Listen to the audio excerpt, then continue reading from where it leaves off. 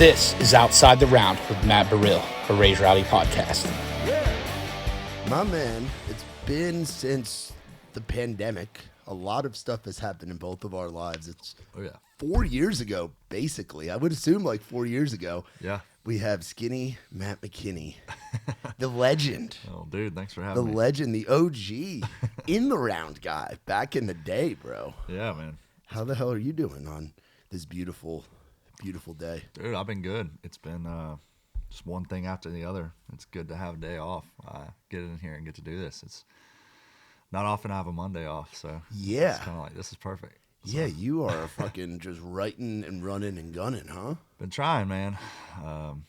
Yeah, it's been pretty crazy. I'm kind of ready for October. Slows down a little bit. Is that so. like when the songwriter world kind of slows down? Is like you start getting into like pre-holiday season? It's been, I mean, I was just having a conversation with my publisher this past week. It's like, I feel like July is just dead. Everyone's on the road, and then everyone's going to the beach, and you get more cancels. Like this summer, I mean, my July was just like dead. Like, so it's like, I just feel like October is a good time. I've got some things kind of blocked off on the schedule to be more intentional about taking time. So what'd you do with all the off time? 'Cause you're not used to just, you don't sit still. Like you have to be doing something. Yeah. You've always been like that. Yeah. I just, truthfully, I went kind of crazy. I don't know. It was like, it would be different if I had this time, like I knew all these people were going to cancel or like these people are going to be out of town.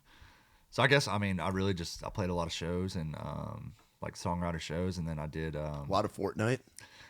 I did play some Fortnite. You played some Fortnite, bro. You on the sticks? You playing in NCAA football yet? Dude, I haven't. I've not gotten on it yet. So that surprises me that of all people, I feel like you would have been like the first guy to have it. Dude, truthfully, I've just never been good at, like, you can ask Maxwell or... Oh, you're horrible at Madden. I'm just terrible at football games. Yeah. So, I mean, I love the game, but I like playing games. If I do play video games, like games I'm good at. So, like, I'm a big golf guy. So, I play, like, a lot of PGA. Oh, okay. Skinny McKinney's currently #1 in the FedEx Cup. No shit. All right. He is. How far into the season are we on that? I've got 2 more tournaments left. Okay. So, I don't really get time to, like, sit down and...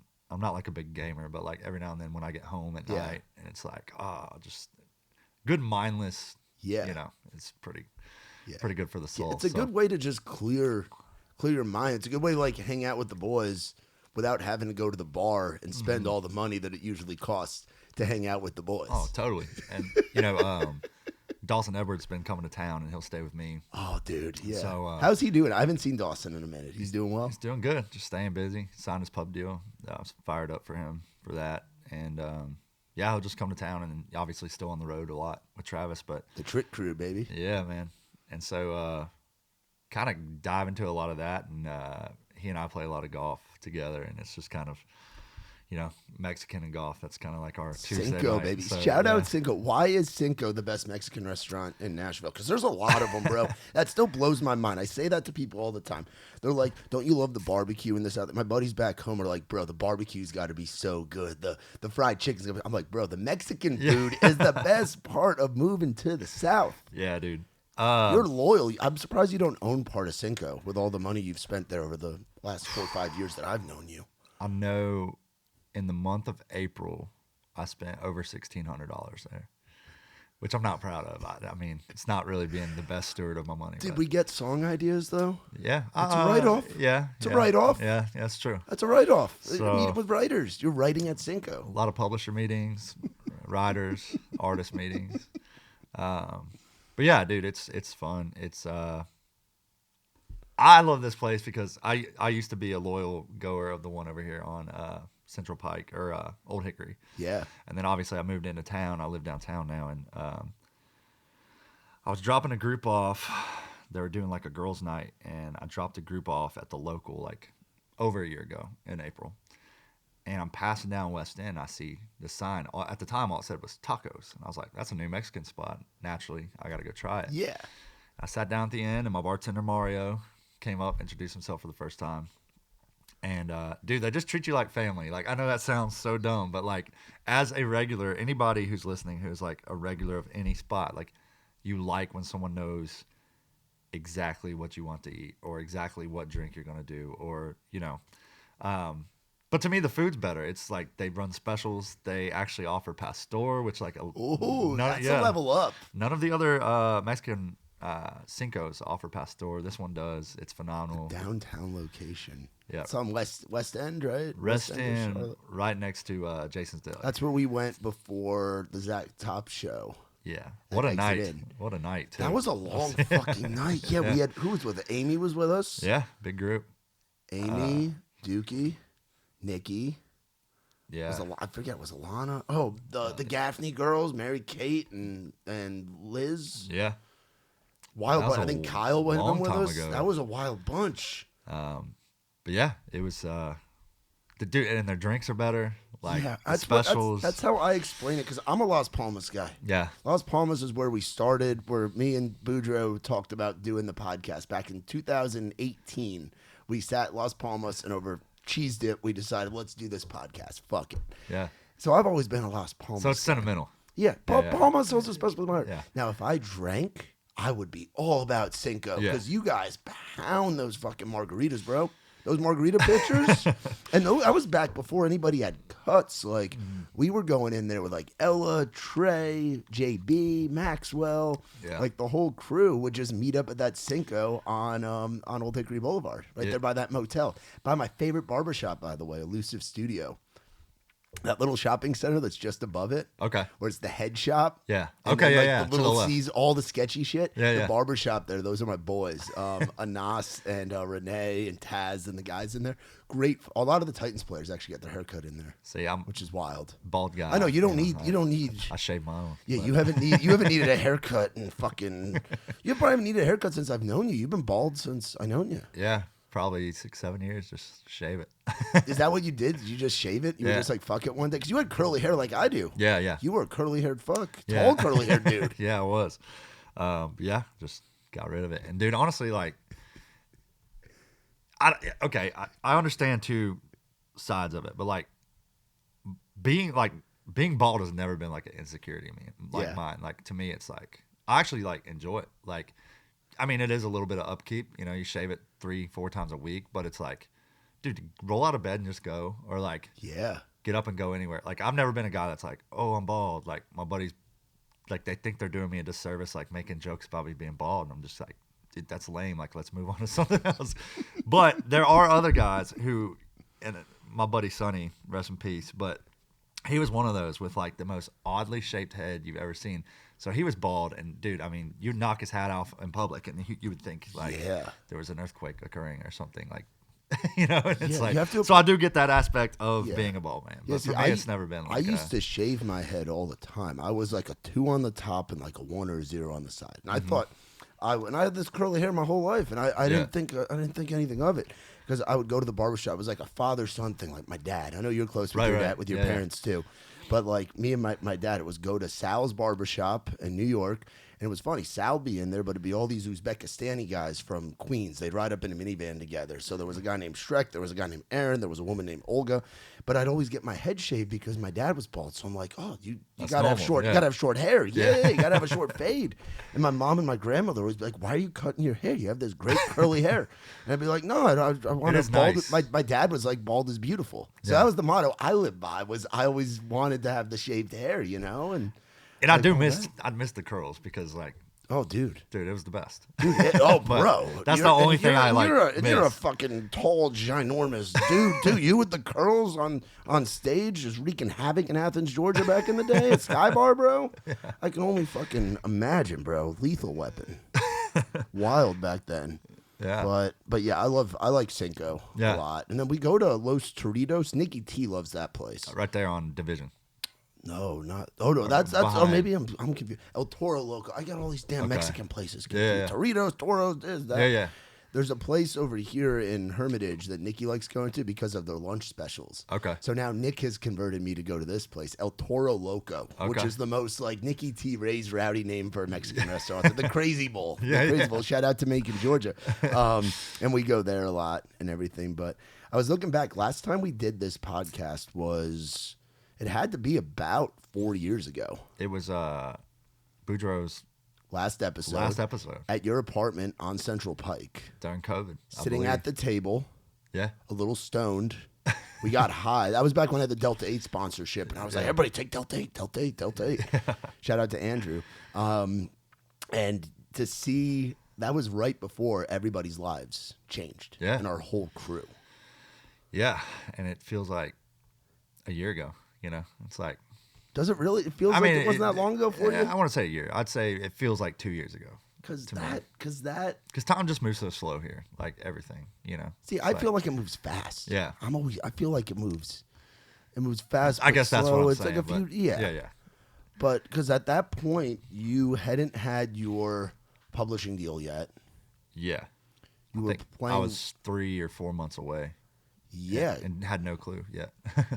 That was when, because I remember. Right before COVID, I remember you and Trey playing, or during COVID, I remember you and Trey coming and playing at Dogwood, playing around one night at Dogwood. I think it was Porchlight was doing I think Big Dam was doing, and Terry Lee Palmer were doing Porchlight over there. Yeah. I remember you and Trey coming and being like, these guys are tall motherfuckers. And I remember checking your IDs and whatever. And then I remember you jumping on one of our Instagram lives when I was up in Delaware. Yeah. And I remember you sending me the Red Balloon song that you Yes, did with Ben Chapman. Dude, I forgot about that song. Like, that was back in, like, the revival days. Yeah. And then I remember going over, I remember I had Maxwell and I had Dawson and Stephen Paul on back-to-back podcast episodes at Boudreaux's house. And Dawson was like, man, you boys should come over and watch NASCAR with me and Caleb and play Madden and come and hang out with the boys. So Maxwell and Dawson invited us over one day, and you and Trey were over there doing one of your classic Madden tournaments, and you were getting your ass whooped in Madden. I believe it. And Trey was dipping his fucking. Try one of There you these. go. Try one to take that Surfside. Have you not had one yet? They're dangerous. That's scary. Yeah, But they're, very good. They're crushable. Tasty. Yes, I haven't had one, of course, but they're great. We love the Surfside folks, so we'll send you home with that 4-pack of That lemonade. is crazy good. Yeah, they're crushable. That's like perfect for the boat, the golf course, the writer's retreat. You put it on ice, dude. People like that on ice. Dude. Like you take that out, it just tastes like tea. You don't even taste the vodka in it, from what I've been told. That's really good. Yeah, dude, they're crushable. So you'll be enjoying some of those. Well, we can get you a bunch of those. But I remember Trey dipping the Wolf Peach at the time. Okay. I remember he was dipping because I packed a lip with him, and that was my first time meeting him. And then it turned from there to kickball. Yes, and those were the days, dude. Bro, those were the best times because at the time you were going down and playing cover gigs in the Southeast, right? I was still playing, Athens, Auburn, just doing, which to me is a nightmare now. Like, but that is, I'll do that now. I was still waiting tables. Like, Yeah, you were. Was that over at Rippy's? I was working at Listening Room, Rippy's, refereeing basketball. Yeah, I remember that referee McKinney. I remember you being like, "Hey, I'll be over after this basketball game." I'm like, "Wait, you're repping like kids' youth basketball games?" And to me, it's like, a lot of people, like, I don't miss serving ever. I never will. Like, but when it comes to basketball, it's like, I will never, never, never miss that. Just like, you call a double dribble on a 6-year-old and his dad wants to fight you in the parking lot type of shit, And and growing up in Georgia, like, I ref from the time I was like 18 to, I don't know, whenever I quit, 25, 26. Yeah. And, you just develop a tougher layer of skin. You learn how to tune them out. But, like, dude, there's nothing worse than, like, an AAU basketball tournament. It's like 9 a.m., you went out with your boys the night before, you throw on your stripes, you get to the gym and just getting screamed at like 9:01. Like, from the tip. What kind of toss was that, ref? And it's like, take it less serious. Like, these kids, like, I go back and I don't ever remember. My parents were very supportive, but they were never those type of parents. No, and I it's can't just see. progressively over the generations just gotten worse. Yeah, I can't see your parents yelling at a game. No. I can't envision that at all. Yeah, but man, I will never miss that job. Yeah. Up there with the worst. Serving was bad. I used to throw some coupons for like sport clips. That wasn't awful because you just drive around and throw coupons in people's driveway like it's 1981 or something. Like, I don't know anyone that actually checks their Was that during driveway. COVID? Not long after, yeah. Like when COVID had started. But I remember when I saw my pub deal, dude, it was like for the first year.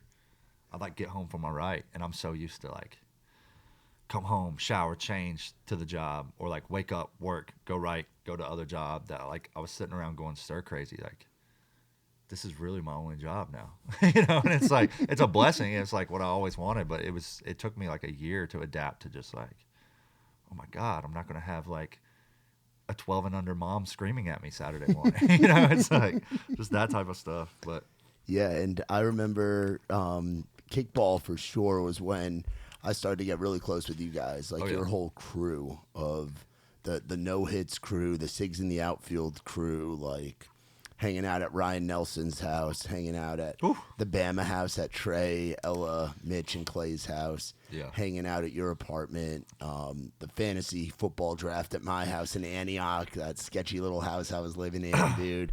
Hanging out at Maxwell's, partying at Nick Haynes and Chelsea's, bro. Those were good times. On the front of, and you'd hear like shots off, and you'd hear pop, and we're just sitting there, dick down in Dallas, just sitting around the fire pit, passing around cigars and other stuff, dude. We had a good time, man. And it's like to see where everybody's at now. And last night we had our final event at Live Oak with Live Oak closing. Yeah. And it's sad. like, bro, it is sad because it's that during COVID to me, there were three places that were really thriving. It was Live Oak, it was the local, and it was Scoreboards. Those were the three places that I remember going and watching you guys play rounds. Obviously, I was hosting at Live Oak and then going over to Scoreboards and just hanging out with everybody on like a college football Saturday. Yeah. Like that's what we were doing. And those were times, man.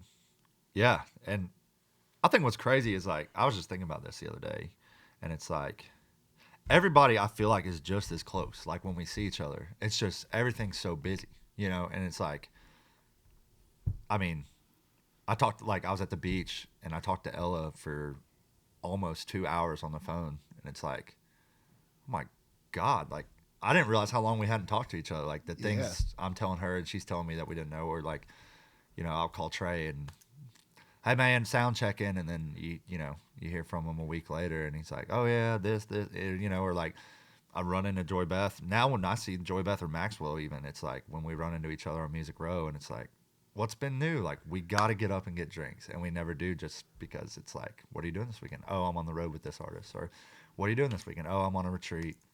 But hey, when I get back on Tuesday, oh man, I'm playing a show Tuesday, and it's just like our life. This is everything we prayed for, but it's like it's so kind of weird, even like when I see you out, it's like I mainly will see you like at a round, or like if we like when I saw you at the album release party for the other day, it's like that's probably the first time I'd seen you in like a month. And Nikki T, because Nikki and I are just running around too. It's a grind. And I think back to because I was trying to think back last week for Tuesday, my last outside the round, I didn't get too emotional. Nikki was starting to get emotional on Tuesday, and I was like, it hasn't hit me yet. And then last night, I wouldn't say like close to tears. I was close to tears, but I wasn't fully crying. But it was like emotional, and I was like thinking back to Live Oak and the nights that we had there. And the one that stands out, of course, is the first time that Trey had played DDID in there with Maxwell and Ella and Joy Beth. And Nikki always says what made that video so crazy was Joy Beth and Ella, these two young girls, sitting up there pumping their fists, like, butt fucked in Boston, like back in the day.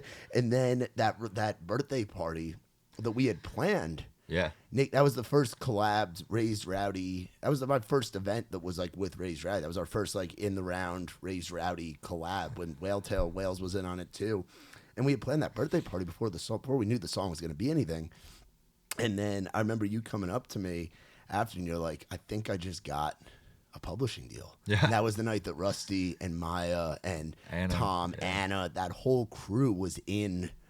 Pretty much every publisher in town was there that night. And that was during COVID, so we were still technically running at a certain capacity. But that birthday party night of like you, Ella, Joy Beth, Trey, Maxwell, Ray Fulcher, Stephen Paul, Dawson, like the whole gang playing that night, and just everybody's lives within a couple months later, everybody had their photos in Scott Stafford's office of signing their thing with the whiskey drinks out and everything. And then you and I ended up on the road with Trey, because you were out on the road with us for first couple months. Yeah. Hopping up there singing Music Man. The night, I'll never forget, because, we'd planned this birthday party, 3-4 months ahead. Yeah, Nikki and I were like, let's throw a birthday bash for Trey and Maxwell. Like, let's do it. And then it's like, oh, fuck, this is going to be when but when our whole gang's the part of the biggest song in the world for like this moment. I come back side stage. I'm pretty sure it was me, Joy Beth. No, the round was me, Maxwell, and Trey. Yeah. Just the three of us, right? Yeah. And I came out like side stage, and they're like, "Hey, who's here?" I was like, "Well, like Sony's here, Big Machine's here, Warner's here, Universal's here. Let's have fun, boys!" Like, Yeah. break a leg, you know. And at the time, it's like that was like huge to us, you know. You have 3 majors and then a freaking Big Machine in the house to watch you play, and yeah, that's crazy. I just remember like we're all like low key, like really nervous. I remember Trey playing Believer and getting through that first chorus and the crowd just erupting. Yeah. Because everybody wanted a slice of the pie. What a great song. Bro. Yeah, and that's my thing, dude. Those are some of my favorite Trey songs are the ones that were coming out that time. And like you, Maxwell, like everybody at that time, like the songs of 2020 were some of my favorite. That's why like you and I were both talking about one of our favorite tracks on Ella's album, which is crushing, by the way. Yeah. I love seeing what she's doing, and it's I have like proud big brother feelings, which I know you do too. You actually lived with her, so real proud big brother stuff. But Monsters being on that album, bro. I remember us riding around in the van. I think you were with us, and we used to sit there in demo jail. Like that was what we did. We listened to a lot of demo jail in the van. And Monsters was one of those songs. I believe Hunter Girl was singing on the work tape of it, or the demo. Yeah. And to see that, because that was one of my favorite like COVID songs. When she first showed me that song, I mean the melodies are all good and everything's great, but when you get to that pre-chorus, everywhere I go, I don't belong. That hooky melody, I was already bought before like I even heard the payoff on the chorus, and yeah, that's a great song. I was glad that one. Found a place, and Ella fought for that one, and Maya fought for that song, and it's cool too just to see Hunter, Joy Beth, and Ella all get a cut together on there. But I'm sitting here staring at the plaque right there. Yeah, we got that right there. We got the DDID plaque right there, bro. Like we got a lot of different things in here from just different. We got that random eagle knife thing that we picked up. We picked that up at like a pawn shop clothing store in Monteagle, Tennessee. Okay, Nikki and I saw that. We were like, "This is a business expense. We'll put it in the podcast studio." So, and I love how on the bottom it says "bald eagle knife." It's like no shit, it's a bald eagle knife. But yeah, dude. And then you coming on the road with us too. Yeah, man. In the van. Those were fun times. Those are. I always tell people like they're like you've got to do a lot of cool shit, Burrill. Like what's some of the wildest stuff? And I'm like those first couple months in the van. Yeah, were insane. And we were like 10, 11 deep in there. And like you're a big guy, Trey's a big guy, Devontae's a big guy. Which by the way, I saw Devontae recently. Really?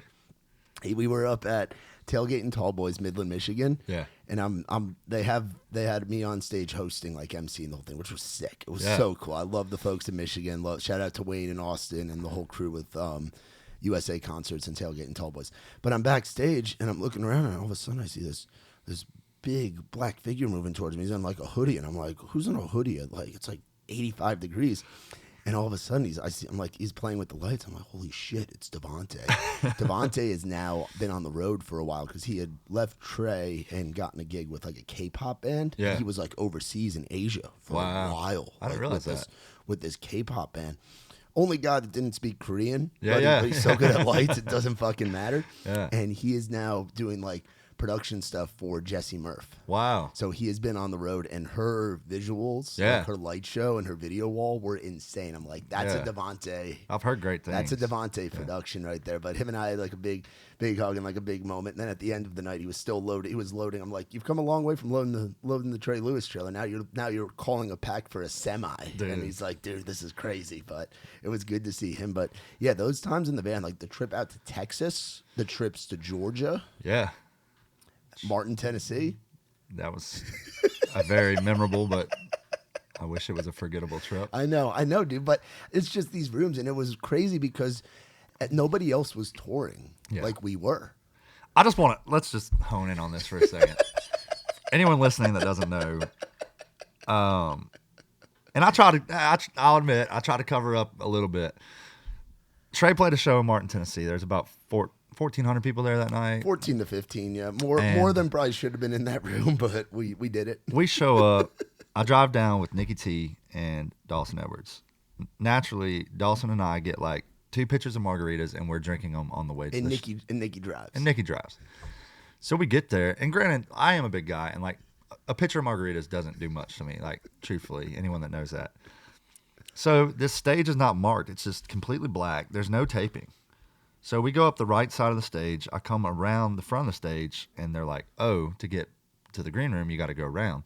I start walking. Well, there's 6 feet apart because these are COVID times. So there's like some 2x4s. The floor is black. The stage is black. It all looks like one thing. 2x4 spike things, bro. Yes, the spikes of death. No bike rack. No. It's 2x4 like medieval like spikes keeping the people back and sliding. And right. what color were they?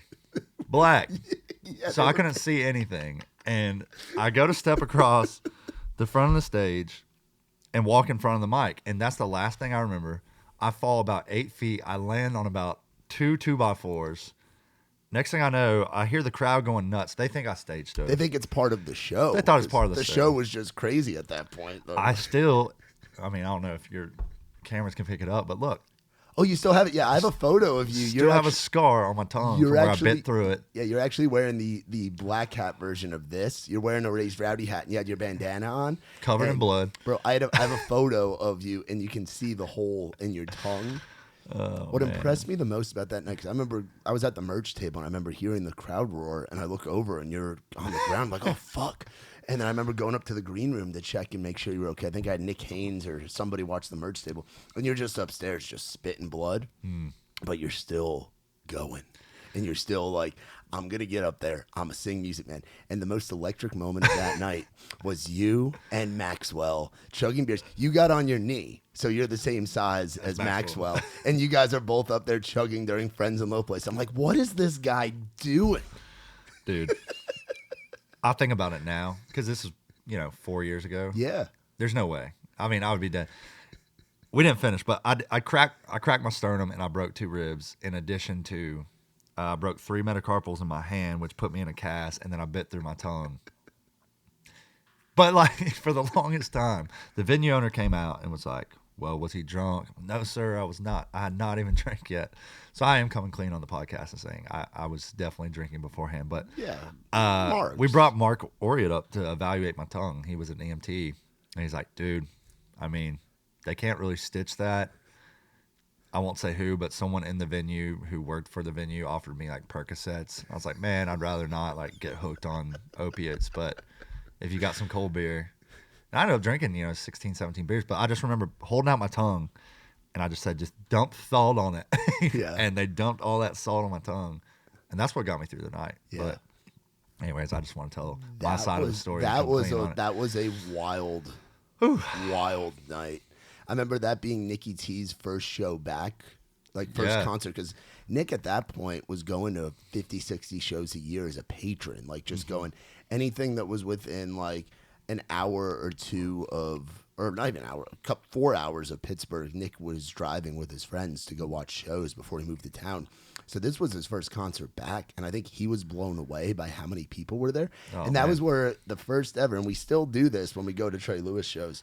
That was where Nick got the piece of cardboard. Nick was how many beers can I buy? And they're like, we'll sell you a box. And Nick was walking around with a box of Busch Light. I don't know if you remember that. No. He bought like 30-something beers at gosh. Slide and Ride and was walking around just handing them out to people. Like, It's amazing. But he cut we tore off a piece of the cardboard, and I had the Sharpies at the merch table, and he wrote Trey Lewis All Access 100% legit. Yeah. And he has worn that to every Trey Lewis show still to this day. And Trey, back then, I was like, we're honoring this pass forever. Dude, Like, that's amazing. The Nicky T Raised Rowdy pass, bro.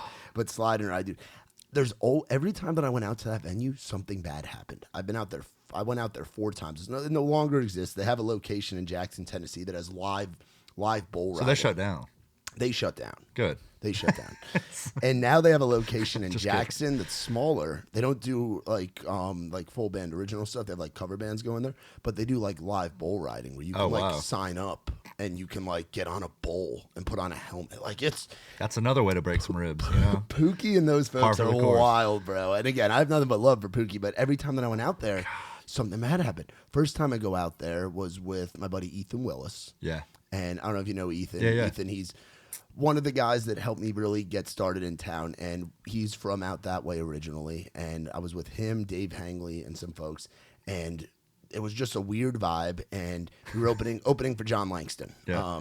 And Ethan or Dave at the time, we later found out he was getting catfished like severely, like abduction level. Like it was they were trying, the girl was trying, it was really odd.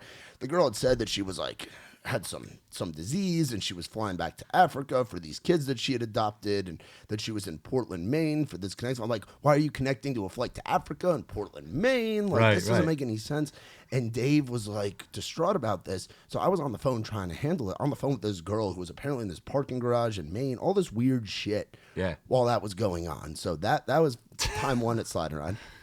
Time two at Slide and Ride was with Muscadine, and they had come close to selling out the show, but there was a big frat party, so nobody showed up.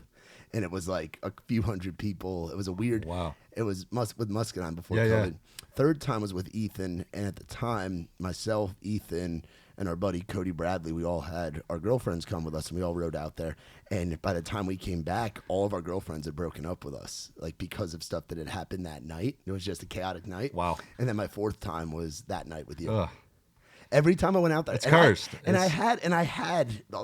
I had good times out there, but for the most part, it was just like an energy of like everything. Every time something went wrong, and again, I have nothing but love and respect for Pookie. He's always been good. He always flew a raised Rowdy flag there. Like, had some wild times, and that last time with Ethan was like right before COVID, and John was sick, and we didn't see John at all until he was on stage. Yeah, and that was like 3 days before the world shut down. Yeah. So it was like there's just dark energy, bro. Yeah. Then the other time that stands out was Texas when your boy AJ Minter came out to the show. Oh yeah.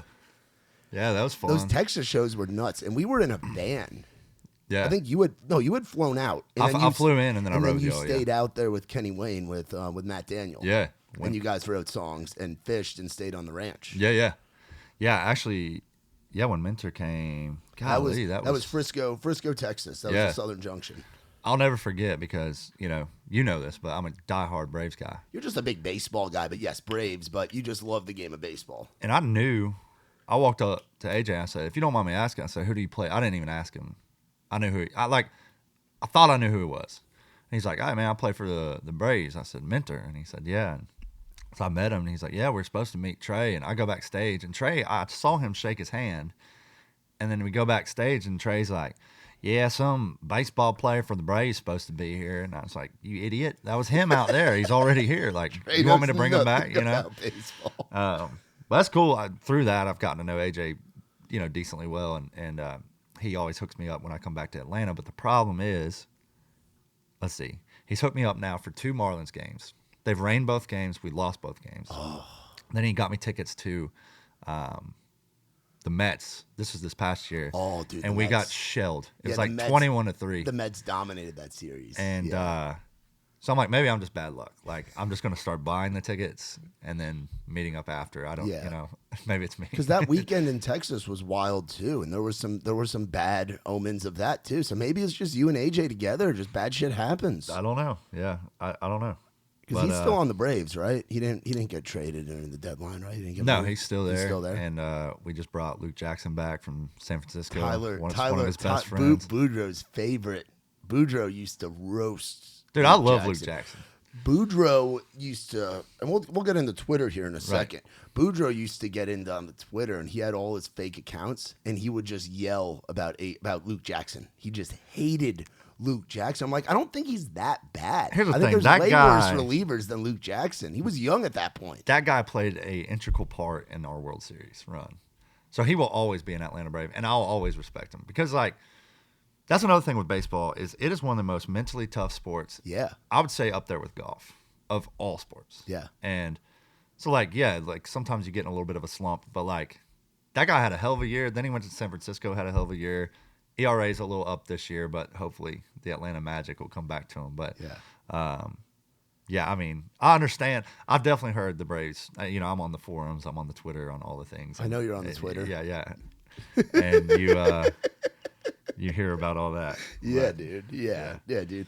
I still call it Twitter, by the way. I can't call it I just X. realized it X. I yeah. can't call it X. It's always going to be Twitter. The logo may be different, and Elon may be owning it, and there might be weirder shit on there now, but it will always be Twitter in my eyes. And I've never gotten really into Twitter. I tried to do it for a little bit, and I'll bitch about the Yankees every now and again. But it's probably my least used of all the social media apps. I'm more of an Instagram guy. I don't even get on TikTok, bro. I think it's great for works. if you want to search something specifically, like the whole All-Star Game national anthem fiasco. Yeah. I just typed in national anthem, and I mean, 100,000 of the best humor I've if you're ever looking read. for news or Yeah, trade deadline, I'll get on there and see what John Heyman and Ken Rosenthal were saying about the Yankees during the trade deadline. That kind of news, or College football is great college too. football, Yeah. signing day, or recruiting for college football. It's great up to the minute updates. Which is, And then other than that, it's just ball busting. Central, it's just venting. Yeah. So it is very toxic. I will say that. Yeah. But for the most part, if you can get on there and you can just be like, oh, Google this, or search for this in the search bar. It's pretty beneficial. I think so. Talking about ball busting and craziness, a really good mutual friend of ours who's been I want to say it's like a brother relationship with him, but I know it's always wild. Jordan Walker. How your friendship with him, dude? Because he's one of those guys that if he doesn't break your balls, he doesn't like you. Yeah. And he breaks both of our balls. Yeah. I haven't seen him in a while. He's been busy doing the dad stuff. Yeah. But good dude. Phenomenal rider. But probably the quickest wit in town. Yeah. And I learned early on, when I saw him there, it's just I'm not going to comment on this because I know he's going to come back with this, and this. Yeah, you have to be strategic. But I've got a lot of friends like that in town. But he definitely, quick wit. And I feel like you guys both do such a good job at a venue like the Listening Room. Yeah, where part of what people get with that experience, and people can get it sometimes at other rounds too. If you have the right group, we've had it at Live Oak over the years, where you have the right group of guys or girls up there. Yeah, where you get the personality, where you're gonna laugh and hear a lot about the songs and get to just see the camaraderie that's in the songwriting community. Yeah, Jordan does a great job of that, and you do a great job of that with your Listening Room shows. Yeah, and I think it's funny as a songwriter because 90 whatever percent of songwriters would never want to be like an artist, have no desire to tour, have no desire to put out music, whatever. But there is a sense of it and a side of it, which is I feel like that's why we, me and him both pretty much have residencies at the Listening Room a couple times a month. And Adam Craig and numerous guys, Josh Phillips. But it's funny because there isn't a side of artistry to it. You have your stories, and you kind of really have to know how to warm up to the crowd, when to tell a certain story. Sometimes you're on the fly, and it's oh, he just played a really funny song. I can't play this, bring the energy down or whatever. So you do actually build a set, and you do constantly chisel these stories to get the best laugh out of the crowd. So it is, I do love playing the Listening Room for that reason. But it is a lot more complex than just getting up there and being oh, this song's a 1-4-5 in G. It's not just hey, I wrote this song with Matt Burrill and blah, and you just play it, And I think there definitely is a side of that, and there are people that you do invite, but bringing up the legends, I got to play, there with Marv Green and Rivers Rutherford, and I'm just sitting there listening to the stories behind these songs, and then it's oh shit, it's my turn. I'm as engaged. Rivers Rutherford turning a 3-minute and 45-second or 2-minute whatever hit into a 7-minute song where he's just ripping on guitar. And he starts standing up and stopping his feet. I've been trying to get Rivers on this podcast. I think we're going to be doing it soon. But the guys that you just named, yourself, Josh Phillips, Jordan Walker, Adam Craig, and I throw Ray Fulcher in there too. Yeah. You guys have all at some point done the artist thing too. So I think that factors in as well, where you guys know how to do that. You've all done sets where it's just you on stage, going back to your days in Athens and going to Auburn and T-Town and all that. Jordan obviously with Walker McGuire, and fucking Ray's still out there doing his thing, and Josh was on the Brantley tour years ago and done his thing, and Adam, of course, which to me it's a crime that Adam Craig is still not one of my favorite voices in town. It's a crime that Adam doesn't do. But again, he's found where. But that's, I think, what makes your guys show you guys playing the writers shows and the writers nights and even the private gigs so special is because you have that thing where artists have to know how to entertain people, and you guys are all very good at that stuff. Yeah, and I mean, you definitely learn. Yeah. And there's certain songs I've played where I'm like, oh, that was a bust. I'm never playing that one again. Or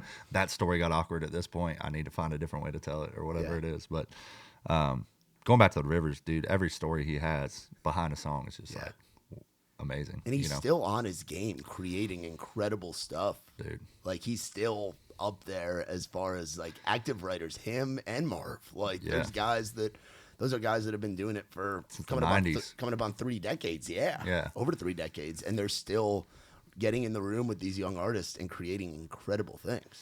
Yeah. And, dude, Rivers is like, I like jokingly call him like my Nashville dad, but he really is. Like, I've learned so much about the craft itself, or just to like who I am as a songwriter through, you know, my friendship with him. And, you know, anytime you get in a room with any of those guys for me, like the Marv Greens, the Rivers Rutherfords, like getting in with Bob DePiro, Jeff Steele, like these guys who are just like, I moved to town because of their work. You're always like trying to take something. I'm the student in the room, you know, and to me, I feel like to be a beneficial songwriter, you have to be able to every day, no matter if it's those guys or whoever, you know, like a hot name in the game and young right now, you're always trying to like just be a sponge in the room. Like, you're going to give where you give and you're going to do what you do, but you always try to take something. And so every time I'm in the room with like any of those guys, like, you know, I'm just like, there's a reason they have the hits they do. It's not because they were in the room at 11 o'clock at the right time, you know? And, you know, there are certain people in town that will not about those guys at all, but just, you know, decorated Hall of Famers or whatever. And it's like, oh, they're just a little dated, or they haven't got with the times. And I've never had those experiences, but even in those experiences, man, like, you gotta take and try to sharpen the iron by learning from those guys. Because, like, dude, I wouldn't have moved to town if it weren't for, I don't know, 6 of the guys I just named. You know, like, those are the guys. Like, when albums came out, I'm just like flipping in the back, like, I don't care. It's a McGraw record. Who wrote what? You know, and or whoever, Blake Shelton record. But yeah, I think that's just like, your duty as a songwriter is like, that's kind of like an ode to them for, you know, but those guys, I mean, unreal. You just constantly learning. So, yeah. And those guys come from an era where it was like, dude, they're not sitting down writing a song always in 3 hours and they're out, you know, like, we're in this mass production state of this business where it's like, oh, I'm gonna go create the song 2.5 hours, then go to my next one, create 1 in 3. Yeah. A lot of those guys are taking sometimes 4 sessions, and you can hear it in the craft of a song. Like, I mean, I don't know exactly how long, like, When I Get Where I'm Going took, but like, the details of that song, you're like, there's no way they sat down in 45 minutes and wrote that song. Yeah, and there's no way that song was written and then in the studio and getting cut 2 weeks later. It was a process in the studio as well. And that's what I was talking with Ryan Yeomans the other day, and he's like, bro, I'm working with these young artists, and the labels are wanting like 2-week return time so they can go right from the studio out to streaming. Yeah, like the high volume of stuff, and the songs are still great, but it's just, there's a difference. You can hear it in the 2000s and in the 90s stuff. The craft was now. just different to me, bro. Like, there's something about a song that sits for a little while, and the producer and the artist figure out exactly, and the writers too, like, figure out exactly how is this supposed to sound, you know? And there's so many, like, a work tape can sound so different than a demo can sound so different from the final cut version. Like, you give time and let it marinate, bro. Yeah, that's how you get that great generational stuff. And for me, just as a creative, and I love where we are in the industry, and I think it's amazing. Like, you know, I don't like Spotify's business model, obviously, but I think the streaming service has created opportunities for a lot of new artists, and even helps songwriters. But it is slightly part of me as a creative that it is a little sad, you know, when like these 24 song records come out, and it's just like, there's some really good songs that never get the light of day because it's just so concentrated now that it's like, you know, you're hearing the XM single and you're hearing the radio single, and then like a couple features here and there, but then like when you really actually, I don't know many people, like, as listeners, as consumers, that sit down and are like, oh, dude, have you heard the new blank blank record? Like, track number 18 is phenomenal. You know, it's like, we're just in such a right here, right now realm of music now that it's like, in a way, there's so many songs, which I think down the road could benefit songwriters because they might get recut. You know, there's certain songs that like, oh, that wasn't a single. It was actually, which happened back in the day, but I think it could also give a little bit of a kickback to the songwriter, to the artist. But it is kind of sad to watch sometimes, you know, like, I mean, even when like, I remember being a kid, like a Diamond Rio record would drop, dude. And it's like 12 songs. To me, that's enough. Like 12 songs, I can know every single lyric, front and back, every songwriter, get through a record, and you fall in love with this body of work to where now it's like, dude, why are you putting out 222 song albums in a year? Yeah, No Shoes, No Shirt, No Problems wouldn't have hit the same with Kenny Chesney if it were that record and the next record put together. Yeah. It just wouldn't have. Like, I mean, prime example, a song off that record, like Live Those Songs. Yeah. No one talks about that song, but because it was a small body of work, it's like, dude, I remember that was the first CD I ever bought. And Same. That was one of my first too. Yep. Yeah. With Kenny in the black tank top with the black hat on. Yeah. Young, kicking off that record. And it was just like, damn, dude. I went to the Best Buy in Augusta, Georgia. My grandpa took me in his, 94 Ford Ranger, and we pulled up, and I'd spend my hard-earned money for that Kenny record. And it's like, but again, like that's 12 songs that were just like, I still remember that, record to this day, where nowadays it's a little harder to be like, like I'll see a writer and we'll be in the room chit-chatting, and it's like, what are you fired up about? It's like, well, I just got a cut on her, and it's like, oh, that's awesome. A cut's always a good cut, but it's at the same time as a songwriter, you're like, yeah, with 28 other songs on the record. Yeah, it's different. It's different. It's just harder to beat songs out. It's like, now. Look at a guy like Big Money Maxwell, and we've called him Big Money Maxwell before there was any deal that he had. That was just always our joke with Alex, and he's had over 24 cuts in the past 2 years, but it's like I couldn't even tell you what all those songs are. Whereas like in the previous era, you would know those songs because they would be on radio or they would be part of a smaller collection. Right. Where it's tough. And I mean, that's the same way for me, or the same with, I'm going to give some kickback to my boy Maxwell. Yes. That's any writer nowadays. It's like, I mean, I've had X amount of major label cuts too, and it's like, I don't know. Like, if anyone actually dove into my work, you might know 6, 7, and it's like, but you try not to get, every cut's always a win in my mind. Yeah. Like, you try to celebrate because there's so many just ass kickings you take. Yeah. That's like, if you don't celebrate the wins, it makes it hard sometimes. But it is definitely harder now because it's like, dude, if you're not getting the single or just a standout phenomenal song that ultimately gets recognition, it's easy to just be like, even at a writer's round, like, I don't want to play my deep cut off of a Colby Cooper record that I had, which love Colby, love all that, but it's like on the record it's probably like the lowest streaming song. It's like I'd rather just play something new that people hope that they can hear. You can hopefully convince them that they're going to hear, even though they may never hear it. But it's just a whole different kind of industry in a sense. Yeah. What was it like when you first get that deal and then you're getting in the rooms, because you've been writing songs for a long time. You're what I look back on our era of revival. I look at like the different events in town. Like right now, Raise Rowdy, we're lucky enough that Nikki and I and our events I've become a staple in town and 100%. like a chapter of things that have come from there. Like I look at guys and girls, like I look at like Bailey Zimmerman, Ella, Dylan Marlowe, like people like that came from our events. But Revival and Whiskey Jam obviously are like staples in town and like moments in time. Like Luke Combs is a Revival guy. Right, yeah. Big Rob Snyder, obviously, Revival guy. Muscadine Bloodline, Revival guys. Eric Dillon, like that era. Riley.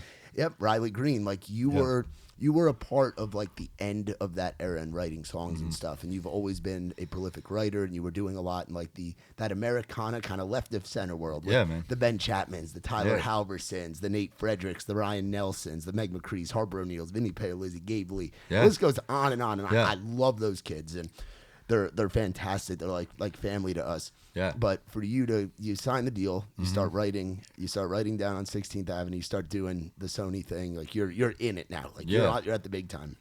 And part of what gets you there is a song that you write as a joke with your buddies. Yeah. That blows up and has this moment where the entire town is talking about it. Folks out of town, it's fucking massive. Yeah. What's it like getting in that room? Were people like, oh, this is just the Dick Down in Dallas guy and you kind of had to prove yourself? Or was it like you had already kind of had some relationships and people kind of knew the whole body of work? No, man, it was kind of like ground zero, you know, and I was more hungry too because I had written so many other songs. Yeah, and that was dude. just kind of like, You had written, you were playing songs in the van that you were writing probably close to double digit. You were writing a lot of songs each month. Like you were just writing every day yeah. before the pub deal. But I mean, even my position now to where I was 4 years, I think every day you're getting in the room, you got to prove yourself. Like I was listening to the Troy Cartwright podcast. Yeah, and 10 he Year had- Town, dude. I love that podcast. It's He great. does such a great job. Troy, I'd love to get you on here, by the way. I'd love to have Troy on here. But hearing Rocky say, like, I love working with new people because, like, you could have, that's just the thing about town is, like, you could have a bunch of big hits, and it's like, when you're working with somebody new, you always have to prove yourself. And, like, there's a professional way to do it. You're not trying to go above and beyond. You're not trying to be the dominant chair in the room by any means. But, like, so starting particularly, that was my first, like, big hit. It was, I felt I was even a little bit more in the hole because they're like, oh, I'm writing with the Dick Down in Dallas guy. And it was like, but I'd worked my whole life to not be that, to be this respected songwriter. And it takes time, you know, and like just the cold hard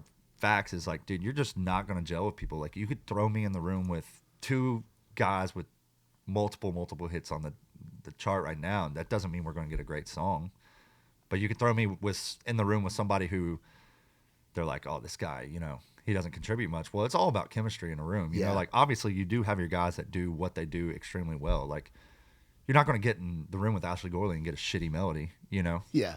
Or you're not going to get in the room with like Lee Thomas Miller and just be like, man, the lyric was pretty weak today. You know, that doesn't happen. But like just because they do one thing particularly well, which is where it gets a little confusing for like publishers, like, oh, this guy's a great lyric, his melody and his idea, let's throw it together. And every day you never know, but you're always in the room trying to prove yourself, you know, every day. But I definitely thought it was a little more difficult coming in with that as the hit. Who were some of your first writers where you were like, you could kind of like your first writes that were set up by Sony that you remember where you're dude, like, my oh, first, shit, I'm in the room I with think my this. first one was Jesse Alexander and Jimmy Urey.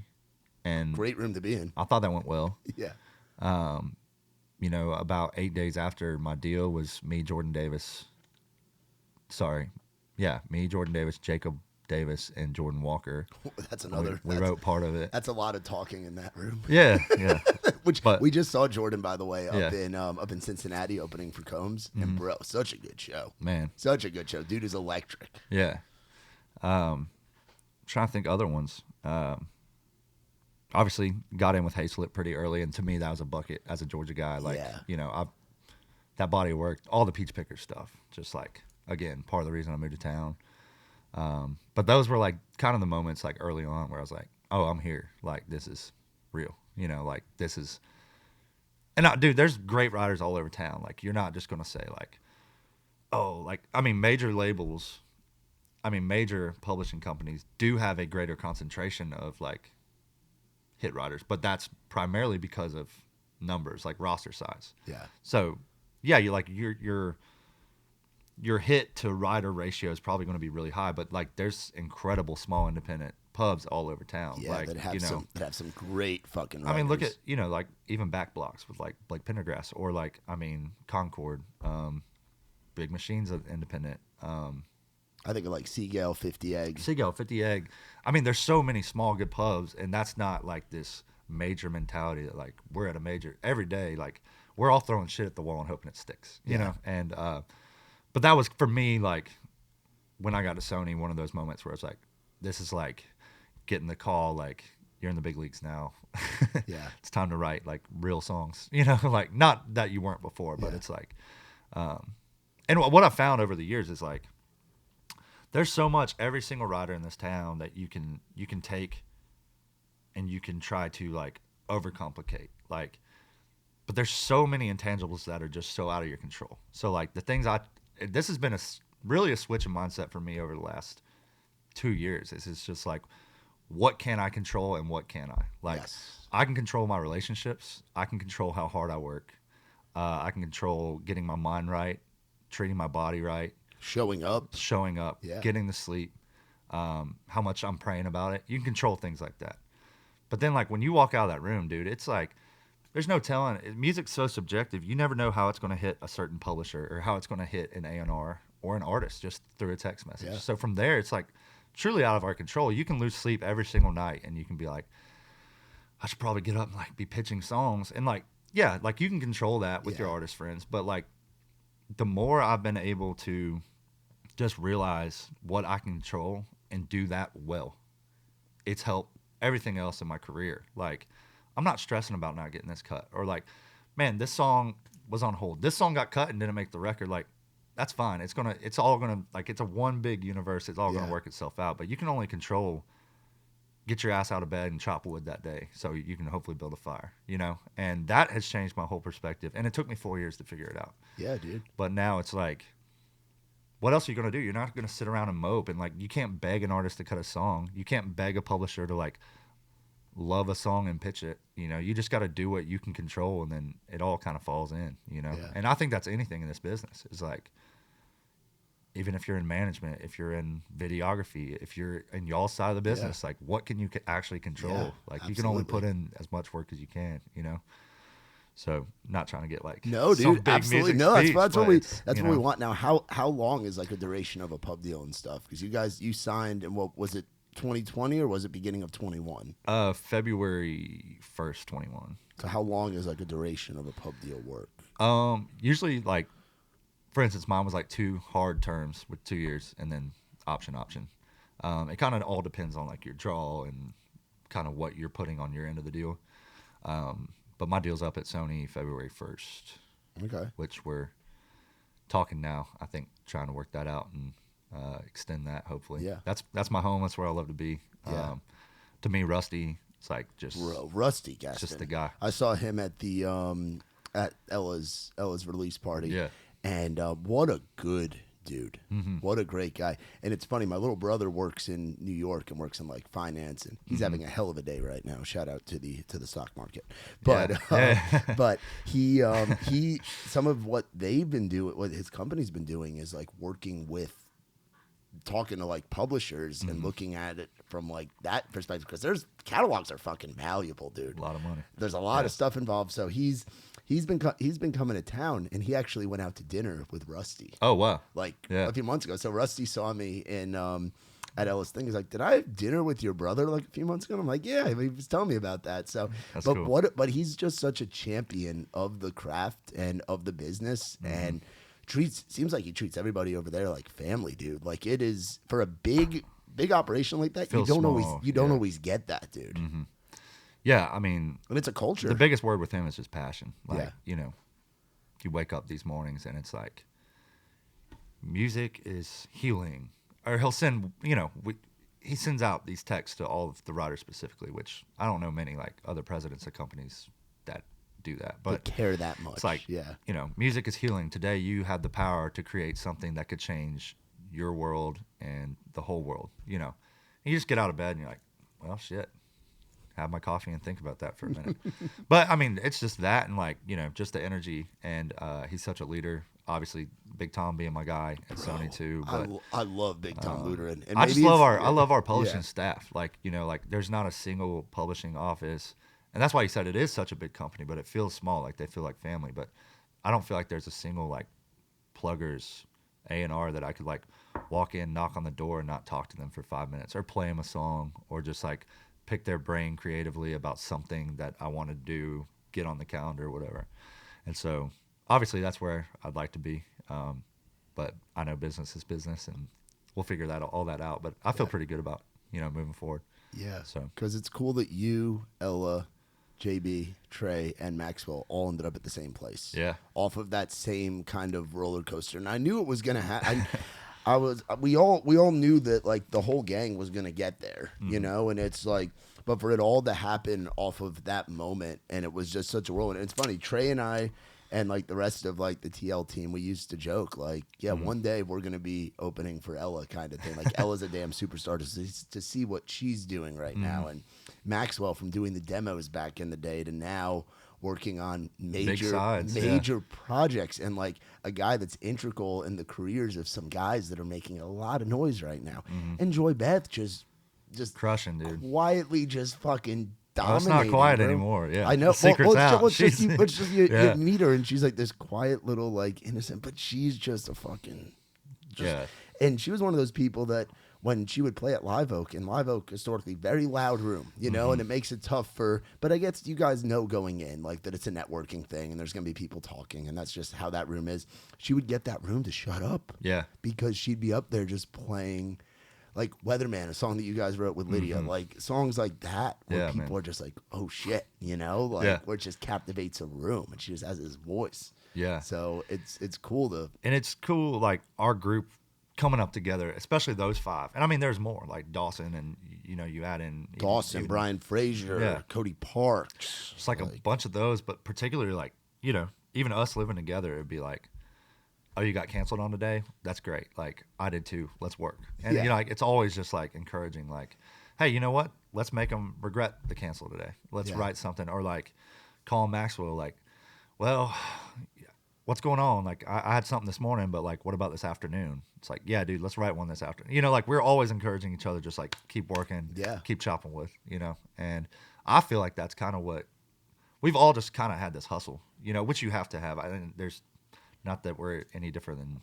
any other writer in this town, but having that core group of just like, you know, to keep pushing you together. And, you know, me and Joy Beth living downstairs would be like 11 o'clock at night, like, I got this idea, you know, and it's just like constant creation. It was like, you know, I kind of tribute a lot of our success to like just how much we kept pushing each other throughout all the time, you know, the highs and the lows. And it's so fun to watch, you know.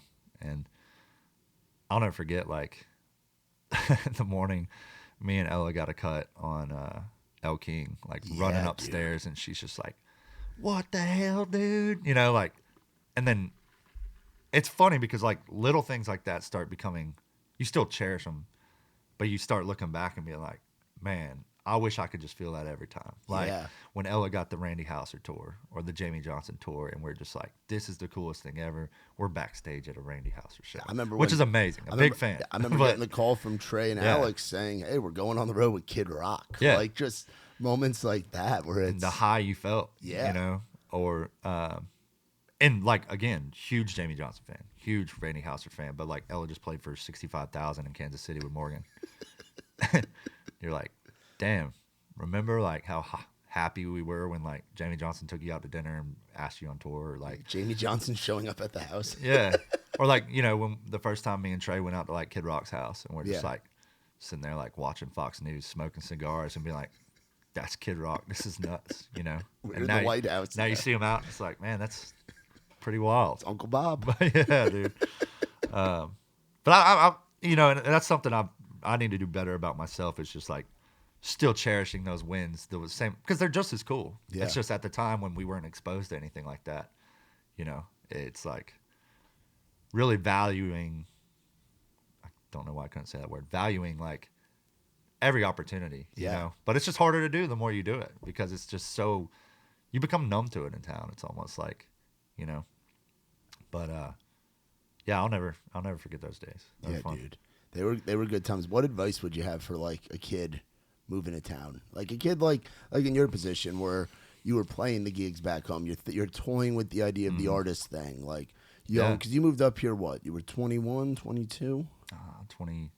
23, I believe. 23, okay. So we moved, what year, did you move 2018? Yeah, so I was 24. So what year, so 2018. I was 24 then. What month? Because that's when I moved. I moved up here first in October. I moved my stuff, and I hadn't graduated yet. Oh, October of 2018. Yeah. Okay, yeah. But I wasn't like up here till December. Yeah. Okay, I was gonna say I moved here Halloween 2018, like right around that. What a so day to move. We moved here right around. Yeah, dude, I got thrown. I moved here. It was October 25th, so it was a little bit before Halloween. But that Friday night, I was hanging out at Whiskey Row, and I was gonna be working there, but I hadn't like ever bounced before, done anything like that. I told them I did on my application, but I didn't. And I was hanging out on the rooftop, and they just handed me a polo and a radio, and we're like, "You're watching the third floor tonight." I'm like, okay, here we are. Welcome to Nashville. Wow. But I think that time that we moved here, like just before COVID, we got to experience like two kind of the ending of one chapter in Nashville and the beginning of another through the chaos of COVID. Yeah. You know, like we got to see Revival at Tin Roof. Yeah. Which was the best Tuesday nights. Bro, they were fantastic. Yeah. And I loved that people always ask, they're like, did you like having Revival down the street? I'm like, fuck yeah, I did. I used to have Vinny Paolizzi, and because that was when I was doing them I would start at 6 and we'd go 6 to 11. And I would have Vinny and Halverson and guys like you and Job and Ryan. I'd have the Revival crew play my first round, and then Vinny would be able to be done and go down and start Revival. Yeah. And that's how we used to do it. Like, I loved the traffic that was on that street. I loved having Rob and Vinny and yourself and everybody down there, because that to me was the culture. And then we'd all go meet up at Red Door after. Yeah. You know, that was like part of the culture. And it's like when COVID hit, all that kind of changed. Yeah. You know, like I remember one of the first rounds I went to, and I was saying it to Aaron this weekend. We were up in Cincinnati, and Luke played She Got the Best of Me. I'm like, I remember my first Revival that I went to. I moved on a Thursday, and I went on that following Tuesday. I went to Revival just on a whim. I was like, I got to go to this thing and see what it is. And fucking Combs hopped up and played. It was Big Rob, Channing Wilson, and Luke Combs sitting on the pew. They called themselves the 300 Pounders Club, and they got up there and played She Got the Best of Me, and that was my first Revival experience. And I was like, holy shit, like I'm in the right place. I remember getting home to my apartment in Spring Hill and at like 3 a.m. after a late night at Red Door and Losers and all that stuff, and just being like, holy shit, I moved to the right place. Like the moments that were part of Revival were just incredible, dude. And I miss it. You know, I do too. And what's weird is like, dude, nothing ever changed between my love for like those people that we hung out with. It's just again like, especially with the artistry, you know, like, but it's like, dude, I was, you know, like some of my best friends when we all moved to town, like like Ben Chapman, Nate Frederick, Matt Daniel, hanging out with Vinny and Colin and, you know, Gabe Lee at the rounds, and nothing's ever changed, you know, like, dude, I'm still as big of a fan, if not a bigger fan now. And like, I just found out I got a cut with Tyler Halverson from a song we wrote in 21, you know, and it's like, dude, I'm a huge fan of when his. he had just moved from Tyler David to Tyler Halverson. A lot of people don't know that. Tyler David was the kid that was going to Belmont, and then he came out as Tyler Halverson, and just fucking, I love it. But like, I'm a huge fan. I listen to his music, and knowing him, you know, when he texted and was like, hey, like, I cut this song, which I can't, it's a duet, but like, I was fired up because I'm a fan. I'm still a fan of Ben Chapman, dude. Like, when I'm driving down the road, like, I'm listening to Ben and Meg's stuff, and like, nothing ever changed there. I think, you know, a lot of that, honestly, like the breaking up of Revival for one, but also just like the artistry, when they're phenomenal, incredible songwriters too, but like when mine became, I got to be songwriter, and like, I felt like that was kind of the end of Revival, was kind of like the close proximity that we all had to each other, you know. You'd see each other every Tuesday night. At least, you know, Every or I'm Tuesday crashing on night. a couch 4 times a week, you know. Hanging out at Neighbors. Dude, I got nothing. Like, I freaking love their craft and their artistry. Like, all of them are so brilliant, you know, themselves. But it's been really fun to watch, you know. Even like, you know, the Opry debuts and things like that. It's like crazy. Yeah. But yeah, I mean, when we first moved to town, it was like, we got to see that. I remember, and I don't tell the story too often, but my first like Raised Rowdy experience, they did a takeover of Whiskey Jam in 2018, and they had, I think it was like Farron, Hannah Dasher, Ashlyn Kraft, Ryan Nelson, of course, played it. And I remember being in there, and I remember seeing like Nick and Sarah and the crew like across the room, and I remember being like intimidated, like, holy shit, that's the Raised Rowdy guys. And this is 2018, so this was years before Nick had moved to town. I had just moved out. I didn't even have In the Round yet. I was just bouncing on Broadway looking for a job in radio. That's crazy. And now to be like, it's a full circle to be putting on events at Winners and Losers and to be Nick's business partner in this thing. And it's like, but that time in town was so cool because that was like right as Hardy was blowing up. That was when Laney was still playing rounds. That was before the TikTok thing. That was when Combs was really starting to come into his own, when Morgan had just started really coming, like the way I talk was, and whiskey glasses, that was the big one at that time.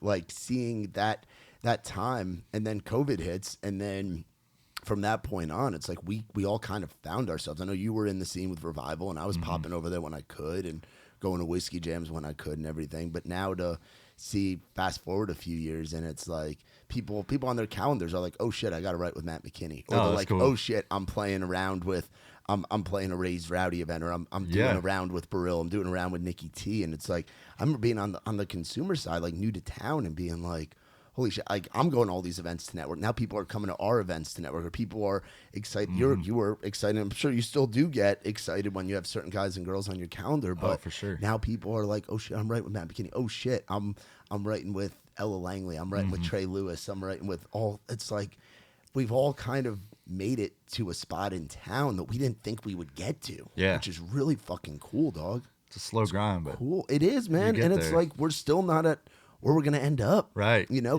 you and I are about to hit 6 years here. Yeah. 6 years. Crazy. They call it a 10-year town, and we're 6 years. You've got a major pub deal with some cuts. You've got plaques and all this cool shit, and gotten to do things that you would only dream of. Same with me, dude. Yeah, dude. You know, it's crazy. Yeah, I was on a retreat with Carly Scott Collins a couple weeks ago. Dude, I love Carly.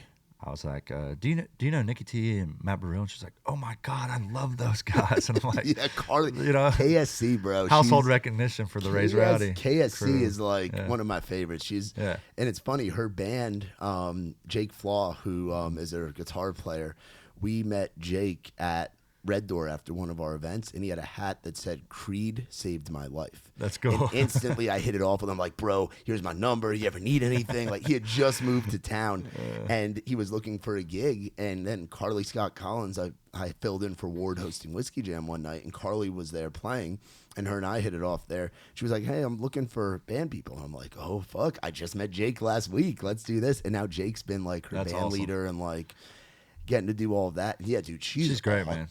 And again, she's somebody where it's like it's starting to show, but she still is like figuring it out. So to get to go on a retreat with like an artist where you see the talent and they're still figuring it out, bro. Yeah, that's a great position to be in as a writer, as a veteran writer, like you're at right now. Man, that's a fun. That's a fun retreat. Long ways from a veteran. No, I would say you're there, bro. I would say you're there. You've been writing songs for a long time, and.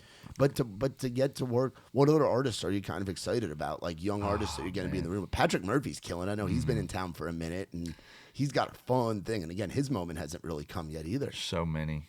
Yeah, I'm almost afraid to list because I don't want to leave anybody out. No, dude, go for it. Dude, I'm loving Shane Prophet. Bro. Carly, obviously. Shane is just the country ass motherfucker. Dude, we've written some of my favorite songs I've ever been a part of. What a good hang. I first got to really hang out with him in Key West. He's become one of my best friends. We bonded over a Crowned Head cigar. He's like, man, this cigar is pretty good. I'm like, there's more of that came from Shane. Let's hang, bro. Obviously, heavy in the Cooper Allen camp recently. And, dude, he's just so himself. You know, like, there's no way, especially the way he sells tickets, it's like, there's no way any radio programmer across America isn't looking at him and being like, he's going to be a big radio act one day. You know, just talented, knows who he is, knows what he wants us to say, still knows how to have fun, but like a phenomenal writer. He comes in every single write with like, I'm really passionate about this, and you know, we turn it into something. And I've done a few retreats with him. Dude, there's so many. Bryce Leatherwood. Bryce Leatherwood, bro. Big fan. Love Bryce. Known him since he was 14 years old, 15 years old. Statesboro, Georgia. He was a Georgia Southern kid. He was one. I was his youth group leader. You were his in our youth group small leader? town. Yeah. No way. Yeah. I didn't know you guys went back that far. Yeah, dude. And I was like walking up to Sony one day, and Tom's like, "I got someone I want you to meet." And I walk in. My real last name's Scott. I just go by McKinney, my middle name. And I was like, "Hey, man, Matt McKinney." He said, "Matt Scott." And I kind of looked at him for a second, and I was like, "Oh my gosh." The kid that won The Voice was I was his small group leader at Woodstock City Church. Like, that's crazy. Man, there's just so many. Obviously, like, still fired up. I mean, the Ella Train. Yeah, dude. Trey. Yeah, dude. Trey's got a lot of good shit coming. Dalton Dover, Noah Hicks. Yeah. Noah's got some cool stuff happening right now. Shaylin. If I would have left her out, she would have been Shaylin, pissed, bro. But, see, Shaylin, I haven't met her yet, but I see you sharing her stuff all the time. I dig it. she's a star, it's man. Cool, man. I really think she's a star. It's unique. It's different. But she's somebody, like, started working with, probably a year and a half ago or so, and she's just become like family. She freaking works her ass off. Yeah. And obviously any songwriter loves an artist like that because you're always going to have a chance to win. Yeah. But great songwriter. Her performance is like next to none for female artists. Her vocal. Yeah. Just a grinder. Just signed her deal at Big Machine. And so obviously no matter what my part is in her career, like, I'm just thankful to play a small part, but I just love seeing all those people win. I mean, there's too many to freaking name. Obviously Patrick Murphy, your golf buddy, dude. He's my golf buddy, my drinking buddy, just my freaking goof around buddy. But it is funny, like, like, I feel like we've written some good songs, but it is more fun for me just like call that a buddy, like, yeah. We always say, like, we don't write bad together, but we've never written anything that's blown either one of our minds. But like, whenever I just want to, like, dick around and goof off, like, Patrick's my call. Like, you want to play some golf, like, pool day, whatever it is. Come hang out at Cinco. We just become good buddies, And man, there's just so many artists. Hunter Girl, obviously. Yeah. Just there's Drake Milligan. Now that I'm listing them, I'm feeling bad for leaving people out, so I'm just going to stop the list there. Okay. But like, Drake puts on a show, dude. We great, saw him at Country Concert up in Fort Laramie, which is we love all of our festivals and love all of our partners and stuff. Country Concert's kind of where Raise Rowdy started. And it's cool now to see that lineup has a lot of like our people that we kind of came up with. Yeah. Like Ella played, Drake played the Camper Party, I think last year. He might have played it this year, but he played last year and played this year. His show is so entertaining, bro. Dude. You talk about like a throwback that's just entertaining. You get like some Elvis vibes, but get like the Texas cowboy shit put together. He's just a showman. Yeah. He's a showman. He's a guy you want singing your songs. And a great songwriter. Seems like a nice guy too. I haven't gotten to hang with him personally, but seems like great a stand-up dude. Yeah. I think, you can go through, and I feel like for the most part through that list, but just in general, I mean, there are artists that will legit tell you, like, I'm not the best writer, or I don't do this particularly well. But there are, like, especially on that list, like, dude, there's nothing better for a songwriter than an artist who comes in and is like, this is what I want to say, or knows how to critique a lyric. And, like, I feel like all of them. But, like, I was just saying that because, like, Drake's a phenomenal songwriter. I've written a bunch of two ways with him that I come out on the other side, and I'm just like, man, like, he's just a great writer. Like, and there's a lot of people, like, that don't pan out and do become great writers, like you're talking about, even like, Jordan Walker and like Adam Craig, or like other artists that are going to be fine as songwriters. And like, I hope Drake's a freaking superstar, but like, he's always going to be a phenomenal writer, and most of those people that, I listed, obviously I hope they all pop off and go make tons of money and just invite me to the barbecue. But unfortunately it doesn't always work that way. But, Ella's another one. Like, Ella's kind of got that like Miranda thing to her, in a sense of like, she's always going to land cuts. Like, when they're pitching songs that, she's a part of, like, she's still landing cuts. Like, she's obviously, we had 5 on the El King thing together, but like, it's crazy to say out loud. She's always going to get cuts. Yeah. But she's just another great female writer. Carly, great writer, female writer. Shaylin. So it's fun to watch. Yeah. But it just makes, makes it easier. What's your favorite, list your top 3 favorite Trey Lewis songs you've gotten to be a part of that are either out or not out yet? Because you and Trey have been writing together that's like and a lot of people probably don't know the story of how you and Trey met. Shout out to Auburn, Alabama, and shout out to Revival, bro. Top 3, man. Always You, because I know that's like him and Brooke's song too. But we kind of wrote that from like a real spot when I was going through like, a time of my life where I thought that was my story. Yeah, and that's a song that resonates with people. To write a wedding song like that, where it's a moment of people's lives. The reception was unreal, to that. I didn't really expect to be that big. We wrote one, dude. It's not out yet. But God, it was without saying a word. We wrote it about Without an instance. Is that the what a hell of a way to say goodbye without saying a word. Yeah, was that the Alabama? Was T-shirt. that the Alabama T-shirt? Yeah, that was the night. That was Trey was playing that at Rounds for a long time. I'm sure that one's gonna get out at some point. Then, man, I don't know. We've written so many. I like Two Middle Fingers. Two Middle Fingers is cool. Two Middle Fingers is fun. Just the story of you guys writing that at Kid Rocks is just crazy. I remember Trey still trying to get a feature on that. I remember Trey sending that to me and being like, "Look what me and Skinny wrote at Bob's," and I'm like, "Holy shit, this is great." And then we wrote one back in the day. Man, I don't know. For third's sake, I'm just gonna say here maybe. Here's about to drop. Which is the next? Yeah, that's the next one coming. Or next Friday. Yeah. Yeah. That was actually just a really messed up day. I'll never forget that day. How so? I was riding to the right, and I called them. I was like, boys, like they got 65 blocked off. I don't know what's going on. And so I'm driving, and I finally get up to where you can see there was a wreck, and there was like 2 fire trucks and a policeman and like an ambulance. And just my luck, I kind of look over, and there's a decapitated, wasteless body that had died in the wreck. And I looked over and saw it, and dude, I just like that freezes you, dude. Heck yeah! So like the first like hour of the ride, I was just like, I'm sorry, like I need to step outside for a second. Dude, I mean, just seeing that, and I know it sounds like, oh yeah, you know, we watch gory movies all the time, dude. When you see a lifeless body, like, and just being like, oh my god, like. And thinking like that could have been me if I was 2 minutes ahead. Yeah. Except I wear my seatbelt. Yeah. And so I'll always remember the day we wrote that song, because like for the first hour I'm just sitting there like, what did I? There's no way I actually just saw that. You know, it's like I'm in therapy the next week. Like, all right, Nicole, I need you to hear me out on this. All right, Nicole. But yeah, those are 3 of my favorite. I mean, there's probably so many that we haven't even. I remember Music Man was an old one. That was a good one. Yeah. That was a fun one. That used to be in the live show. That was in the early DDID tour live show. Yeah.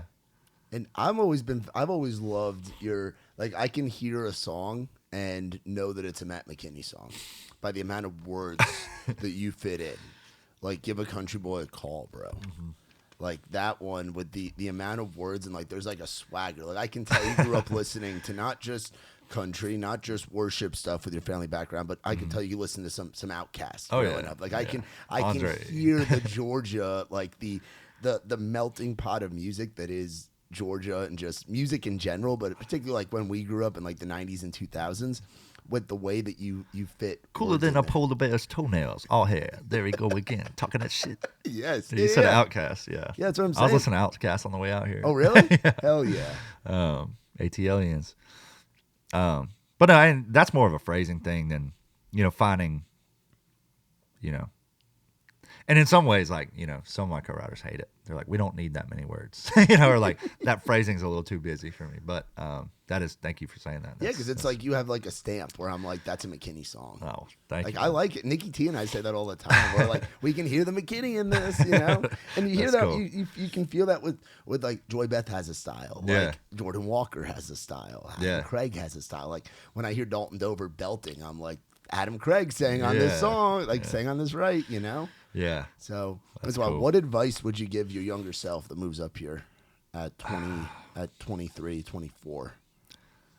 Dude, the biggest thing, and I know people that just moved here and they still do this, like grown men, but it's so easy to just want to be. And Ryan Nelson gave me the same conversation, this same talk when I was like 3 weeks into town, 4 weeks into town. But it's like, it's so easy to want to be on that wave, but it's more so like creating your own wave, finding your own class, trusting in your own class and doing it with your class. And like, when I moved to town, dude, it was just so much like, oh yeah, I'm moving to town, and like, I want to be in the room with Ray Fulcher or, or whoever. Yeah. Just these Georgia guys that like, or John Langston, like people like I would go to like the Georgia Theater and watch. And the only reason I am where I am is because without even knowing it, just investing in the people around me who are in my class and like, you all get better together. And if you're fortunate, like, God, who would have thought, like, I wrote with like Vernon Brown, came up playing drums with like Brian. And when, We Ride came out, Yeah. it's like, bro, whoop, he's making hit money. Like, you just never know who's going to pop. And that song popped, and he was in the right place at the right time. He invested where he was. Or like, even like, some of the guys like who obviously had worked their ass off, but like, the Rock and the Hard Place guys, like, boom, like, you never know. Like, they invested where they were. And like, I was fortunate with like Trey and Ella and, all these people, and, Matt Daniel and Ben Chapman, and you just find your group, Tyler Halverson, and you write with them. And then it's funny now because it's like, you literally look around. It's like, Priscilla's playing the Opry tonight. Tyler Halverson's sold out somewhere in Texas. Ella's playing for 64,000. Opening for Wallen. Morgan. And next thing you know, you just look around. And you're like, where did all the years go? But like, that would be my biggest advice to my younger self, was stop being caught up in who's going what and who's doing where, and just putting the blinders on and just being like, all right, well, start brick by brick and just start laying the foundation. And then eventually it did happen a lot quicker for, I think, a lot of us. But yeah, that'd probably be my biggest advice, because it's so easy to just be like, or like writers that haven't even moved to town and they're like, oh yeah, I got my first number one with blah. And it's like, dude, everybody's story is different. So like, there's another writer, I was talking to her the other day, and it's like, she had been writing here professionally for 22 years, had her first number one. It's like, that might be her story, but she's enjoyed every single mile of it, and someone might move to town and have 5 number ones and then never have another hit. Someone might have one hit, take a break, and then you just pop off in 6 years. So it's really just like, you can't really compare your journey to anybody else's. And I think by doing that, you do yourself and your craft a disservice. Absolutely, dude. So, absolutely, I agree with that 100%. Dude, I'm glad we got to do this. Dude, thanks for having me. It's been a long time. Last time we did it was 2020, when we were just hanging out, playing kickball, playing Madden, trashing Ella and Trey's house in New Year's with all the stuff running everywhere, and scrubbing it and 8 watching times. and hanging out, singing songs around a campfire, or around a little fire pit. And now to see where everybody's at, and all of us fully doing this professionally, like what we're all doing, man. So I appreciate the hell out of you. Well, I'm pumped for you guys, man. It's been just as fun watching y'all build this thing, dude. So, thanks for having me. It's crazy, like watching what, like, the people that come up to us now and are like, man, I watched this podcast, man. I saw you guys at this event, man. The amount of people we get wanting to play now, where it used to be we had to run around and look for people to play, right? And now we're just getting hit up, and it's cool to be members in the community, Absolutely. Especially not being writers or musicians or artists. Like for Nick and I to get to be a part of this, from being guys that just love to go into concerts, and talking about it to people and putting our friends on people, now to get to do this, what we're doing, and it's cool, dude. So we appreciate the hell out of you, man. Well, I love you guys. Thanks for having me. We love you too, dude. Y'all be sure to look up our man Matt McKinney. It's Matt McKinney Writes, right? On Instagram. On Instagram, yeah. Okay, yeah. Look up our boy Matt McKinney and be on the lookout. So Here comes out with Trey, right? Mm-hmm. Yeah. Here comes out, and then any others that are coming that we know of? Dude, I find out a lot of times the week of. Oh, really? I'm sure I've got some. Yeah. Just be like, you follow on Instagram. He'll be. I'll post everything. He'll be posting about all this stuff on stories or on the post or on the Water in the Well. Cody Parks comes out. Water in the Well. Fuck yeah, I love what they're doing, man. Yeah. I love what the Dirty South is doing right now, man. It's fun. He's cranking him and Johnny and the boys, Possum King. They're cranking it up. I love. And Cody, you invite me every time you do the Filthy Friday. The next one that I'm in town, I promise I will be there, and I'm going to be rocking the fuck out, and it's going to be awesome. Whatever venue it's at, we will be at the next Filthy Friday. If we're not out of town doing something with Rowdy, we will be at the next Filthy Friday, because he always sends the text out, man, Filthy Friday this week. I'm like, fuck, I'm in Michigan. Fuck, I'm in Pittsburgh, or I'm in Ohio, or I'm somewhere, But y'all be sure to look up our boy Skinny Matt McKinney, and shout out to our friends from Surfside Vodka. You had the iced tea. It's Matt McKinney approved. Yeah. He's very opinionated. He'll tell you if he doesn't like something. So he liked that. We're going to send him home with this 4-pack of lemonade right here. Come on. And send you home with some of them Orca cups as well. And I know we owe you one of those golf hats. They're at the house. If you're not doing anything, you want to swing over there on the way back, we can get you decked out. We got like 30 different kinds of hats right now in Man. stock. Like, our merchandise has just gone through the roof, which is wild. So Y'all make sure and pick some up. yeah. Pick some up. Shop.raisedrowdy.com, and you get 15% off if you sign up for the mailing list to get the emails that Nikki T and I still don't send. So great mailing list to be on because there's not a lot of mail going out. But anyway, I'll be sure to look up our boy Matt McKinney. You want to find out more about us, visit raisedrowdy.com and like, rate, subscribe, tell your mama and them. And shout out to the Scott family. I know mom and dad are going to be watching this. So we love you. And shout out to the Cincinnati Reds. Not having the greatest year, but Ellie De La Cruz is so much fun to watch. I'm sure your dad's having a ball. You still get the text about the baseball stats? Every day. Every day. Yeah. What was today's? Okay. What was today's baseball stats? Shout out. What's your dad's first name again? Brian. Brian Scott is the baseball encyclopedia, and I wish he had.